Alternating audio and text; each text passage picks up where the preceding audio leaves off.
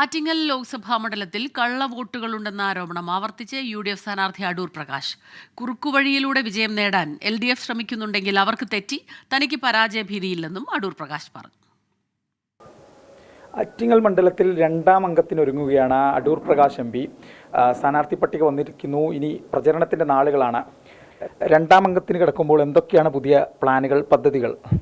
രണ്ടാം അംഗത്തിന് ഞാൻ ഇറങ്ങുമ്പോൾ ഞാൻ ചെയ്തു വെച്ച വർക്കുകൾ, അതിൻ്റെ പൂർത്തീകരണം. ഇത്തവണ ഇവിടെ CPM-ൻ്റെ ജില്ലാ സെക്രട്ടറി തന്നെയാണ് മത്സരിക്കുന്നത്. BJP-യുടെ ഒരു കേന്ദ്ര സഹമന്ത്രി വരുന്നു.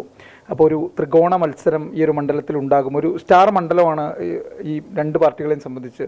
UDF അങ്ങേക്ക് തന്നെ വീണ്ടും ഒരു അവസരം തരുന്നു. എങ്ങനെയായിരിക്കും മണ്ഡലത്തിലെ ഈ പ്രാവശ്യത്തെ ഒരു പോരാട്ട വീര്യം? ഇപ്പോൾ ഇവിടെ 3 പേര് മത്സരിക്കാൻ വരുമ്പോൾ ത്രികോണമായി. ആ പോരാട്ടത്തിലൂടെയാണ് കഴിഞ്ഞ പ്രാവശ്യം എനിക്ക് വിജയിക്കാൻ കഴിഞ്ഞത്.